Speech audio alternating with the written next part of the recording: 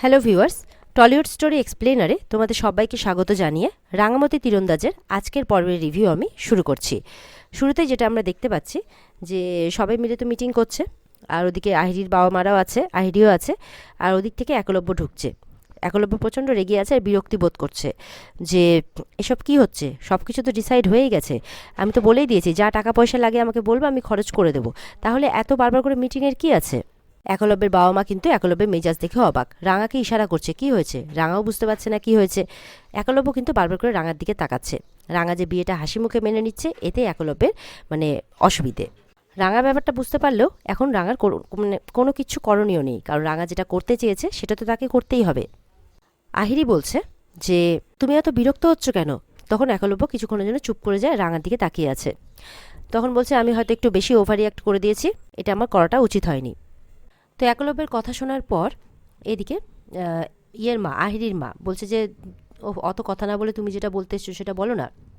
তখন আহিরির বাবা সবটা বলছে যে সে কী প্ল্যান করেছে, যাতে দুইবারের বেশি টাকাও খরচ না হয়, আর একই গেস্টকে দুদিন ধরে খাওয়া দাওয়া করিয়ে কী হবে, তার চেয়ে আমরা একটাই পার্টি করি, রিসেপশন পার্টি বড় করে, সেখানে সব গেস্টদের আমন্ত্রিত করব, আর যেটা খরচা হবে দুই পক্ষ মিলেই ভাগ করে নেব।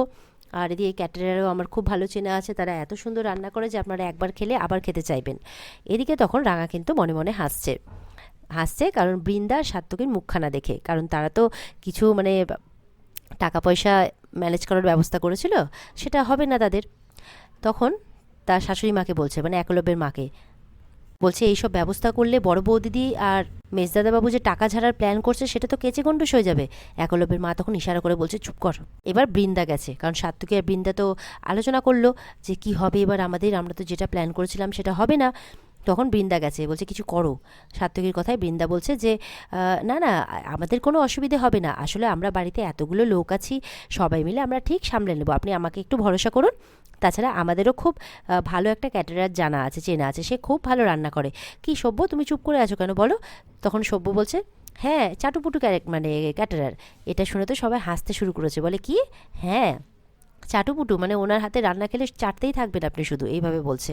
তখন সাত্তকীর বাবাও বলছে হ্যাঁ চিংড়ি মাছের মালাইকারিটা কি সুন্দর করে বল। আর ওদিকে সব্য বলছে হ্যাঁ, আর ওই পাবদা মাছের ঝোল এত সুন্দর করে যে হাত চাটতেই থেকে যাবেন। তো এইভাবে সবার মধ্যে খাওয়া দাওয়া নিয়ে হাসি ঠাট্টা চলছে, গল্পগুজব চলছে। আহিরিও মেতে আছে তাতে। আর রাঙা কিন্তু আহিরির দিকে সমানে তাকিয়ে আছে, আর একলব্য ওদিকে রাঙার দিকে তাকিয়ে আছে। রাঙা মনে মনে বলছে যে আমি চাইলেই না এক্ষুনি সবার সামনে তোকে শিক্ষা দিতে পারি, কিন্তু আমি চাই যে তোর শিক্ষাটা এবার ভালো করেই হোক। বাবুকে নিয়ে তোর যে নোংরা ফটোগুলো, ওগুলো আগে আমাকে হাতে পেতে হবে, না হলে তোকে উপযুক্ত শাস্তি দেওয়া যাবে না, তোর ব্যবস্থা আমি করছি, এরকমটা বলছে মনে মনে রাঙা। এরপর রাঙা কি করছে, আহিরির কাছে হেঁটে যাচ্ছে। হেঁটে গিয়ে আহিরির সামনে তো আহিরির চাটা রাখা আছে, সে এখনও খায়নি, তো সেই চাটা কিন্তু আহিরিকে ইচ্ছে করে হাতে ধরে দিচ্ছে। দিতে গিয়ে আহিরির গায়ে কিন্তু চাটা পড়ে যায়, যেটা রাঙা ইচ্ছে করেই করেছে। এবার তো আহিরি প্রচণ্ড রেগে যায় যে কি করলে এটা তুমি। আর ওদিকে একলব্য কিন্তু রাঙাকে সবার সামনে কথা শোনাচ্ছে যে তোমাকে এই কাজ করতে কে বলেছে, কে বলেছে একবারই এই কাজ করতে, তুমি আমার চোখের সামনে একদম থাকবে না, এই সমস্ত আলোচনার মধ্যে আমি তোমাকে দেখতে চাই না, এইভাবে চিৎকার করে বলছে। রাঙার খারাপ লাগে, একলব্যের মা বাবারও খারাপ লাগে, তারা চুপ করতে বলছে, তাও একলব্য চুপ করছে না। রাঙা বলছে আমি কি ইচ্ছে করে করেছি নাকি, আচ্ছা আহিরি দিদি তুই চল আমার সাথে, আমি তোর ড্রেসটা ভালো করে পরিষ্কার করে আয়রন করে দিচ্ছি। এই বলে আহিরি রাঙার সাথে যায়। এবার আহিরিকে একলব্যের ঘরেই নিয়ে গেছে, বলছে যা তুই বাথরুমটাতে যা, ভালো করে ধুয়ে আয়, আমি তারপরে তোর ড্রেসটা আয়রন করে দিচ্ছি। আর ফোনটা রাঙা কিন্তু নিজের হাতে নিয়েছে। আহিরি বলছে আমার ফোনটা, রাঙা বলছে এই তো ফোন।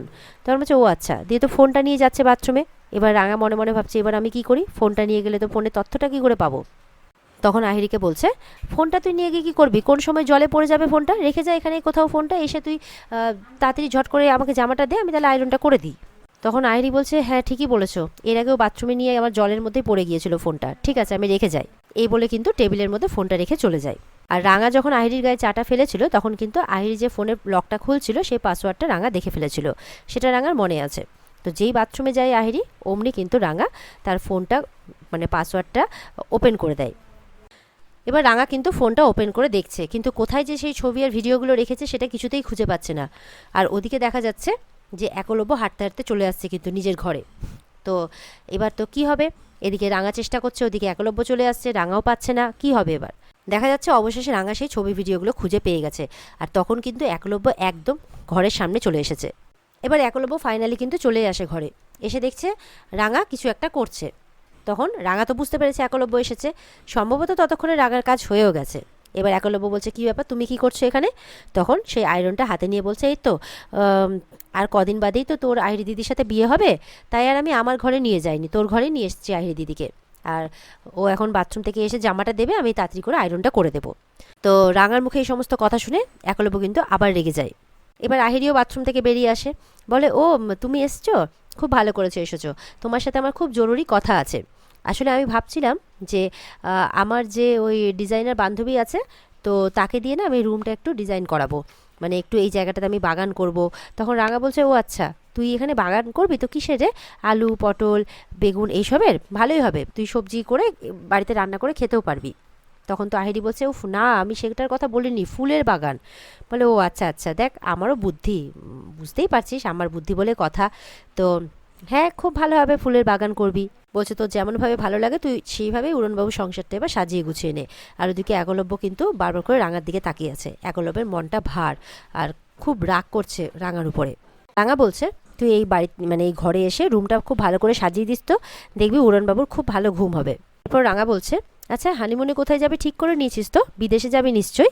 একলব্য কিন্তু আরও রেগে যাচ্ছে রাঙার কথা শুনে। আহিরি বলছে, হ্যাঁ আমার তো সেটাই ইচ্ছে, বিদেশে যাওয়ার। এরপর একলব্যকে গিয়ে বলছে, আচ্ছা আমরা ইউরোপে গেলে কেমন হয়? এরপর রাঙা বলছে যে, ওই যে সুইজারল্যান্ড ভন্ড কি বলে না, তোরা ওখানে যাস। তখন আহিরি বলছে, ইউ মিন সুইজারল্যান্ড? বলে, হ্যাঁ হবে হয়তো। বলে, ওখানে গিয়ে তোরা ডানা মেলে উঠবি, মানে এরকমভাবে বিভিন্ন কথা বলছে। এবার একলব্য কিন্তু নিজেকে আর সামলাতে পারছে না, বলছে, তোমাকে এত কথা বলতে কে বলেছে? নিচে গেস্ট এসছে না, রান্না করে খাওয়াচ্ছিলে না, তো যাও, বাড়ির কাজের লোক যখন হতে চেয়েছো তো কাজের লোকের দায়িত্বটা ভালো করে পালন করো, যাও। রাঙার কিন্তু খারাপ লাগে, চোখে জল এসে যায়। এবার একলব্যই বা কী করবে? রাঙা তো শুনিয়ে ইচ্ছে করে একলব্যকে বলছে, যার জন্য একলব্য রেগে যাচ্ছে।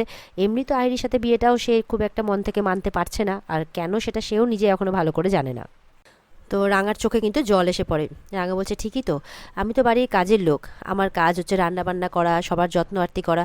আমি কি তোদের হানিমুনটা নিয়ে এখানে গল্প করতে বসছি? এসব কি আমাকে মানায়? ঠিকই বলেছিস, আমি চলে যাচ্ছি।